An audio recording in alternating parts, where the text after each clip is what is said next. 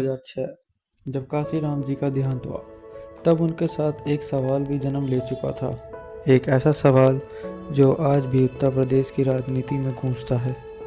बहुजन movement की असली विरासत किसके पास है? लेकिन इस सवाल का जवाब ढूंढने के लिए हमें पहले समझना होगा उस इंसान को जिसने इस मूवमेंट को जन्म दिया। एक ऐसा नेता जिसके पास ना पैसा था, ना पॉलिटिकल पावर, फैमिली, ना कोई मीडिया सपोर्ट, फिर भी उसने भारत की राजनीति में एक नया चैप्टर लिख दिया। ये कहानी है श्रीमान काशीराम जी की। 15 मार्च 1934 पंजाब के रोपड़ डिस्ट्रिक्ट में एक साधारण परिवार में काशीराम जी का जन्म हुआ। बचपन से ही उन्होंने सामाजिक असमानता को देखा। पढ़ाई पूरी करने के बाद उन्होंने गवर्नमेंट जॉब की। जिंदगी आराम से गुजार सकते थे, लेकिन एक घटना ने सब कुछ बदल दिया। जॉब के दौरान उन्होंने देखा कि दलित एम्प्लॉयज़ के साथ किसी तरह का भेदभाव किया जाता है। यहीं से उनके मन में एक सवाल पैदा हुआ, आखिर भारत की सबसे बड़ी आबादियों में शामिल लोग शिक्षित तौर पे इतने कमज़ोर क्यों हैं? इसी सवाल ने काशीराम जी को एक्टिविस्ट बना दिया और धीरे धीरे एक्टिविस्ट से मूवमेंट की नींव 1970 में काशीराम जी ने PAMCEF की स्थापना की। यह गवर्नमेंट एम्प्लॉय का एक सोशल नेटवर्क था, लेकिन काशीराम जी का विजन बहुत बड़ा था। उन्हें समझ आ चुका था कि सिर्फ अवेयरनेस से बदलाव नहीं आएगा, पॉलिटिकल पावर की भी ज़रूरत है।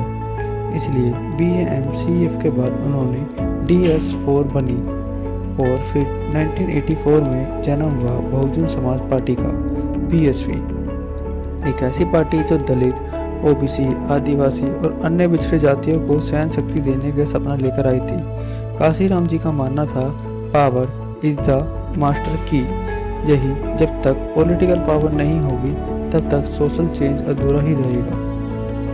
पार्टी तो बन गई थी, मूवमेंट भी बढ़ रहा था, लेकिन काशीराम जी को एक ऐसे चेहरे की तलाश थी जो उनके मिशन को आगे लेके जा सके। फिर उनकी मुलाकात हुई एक यंग टीचर से जिनका नाम था श्रीमती मायावती की एंट्री। दिल्ली की एक मिडिल क्लास फैमिली, एक यंग टीचर और साथ ही सिविल सर्वेंट की तैयारी। मायावती की ज़िंदगी आम थी, लेकिन उनकी सोच आम नहीं थी। कहा जाता है कि जब काशीराम जी ने उनकी स्पीच सुनी, उससे वो बहुत ज़्यादा प्रभावित हुई। उन्होंने मायावती के अंदर लीडरशिप देखी, कॉन्फिडेंस देखा और सबसे इम्पोर्टेंट, सिस्टम को चैलेंज करने का जज्बा देखा। यहीं से दोनों की सियासी जर्नी चालू हुई। काशीराम जी का भरोसा। अगले कुछ सालों में मायावती का BSP का सबसे बड़ा चेहरा बन चुकी थी। वह रैलियां करती थी, ग्राउंड पर काम करती थी और धीरे धीरे पार्टी कैडेट में उनका प्रभाव बढ़ने लगा। काशीराम को लगने लगा उन्होंने अपना सक्सेसर ढूंढ लिया है। 2001 में मायावती को अपना पॉलिटिकल उत्तराधिकारी घोषित कर दिया। यह सिर्फ एक अनाउंसमेंट नहीं थी, ये बहुजन मूवमेंट की लीडरशिप ट्रांसफ़र थी। बनने का सफ़र। मायावती का सफ़र आसान नहीं था। हर इलेक्शन एक नया चैलेंज था, हर पॉलिटिकल अलायंस एक टेस्ट था, लेकिन धीरे धीरे उन्होंने उत्तर प्रदेश की राजनीति में अपने अलग ही पहचान बना ली। और फिर वो दिन भी आ गया जब मायावती उत्तर प्रदेश की चीफ मिनिस्टर बनी। यह सिर्फ एक सियासी जीत नहीं, यह लाखों लोगों के लिए सिंबॉलिक मोमेंट था जो खुद को सिस्टम के बाहर महसूस करते थे। BSP का गोल्डन एरा 2007। ये BSP के इतिहास का सबसे बड़ा साल माना जाता है।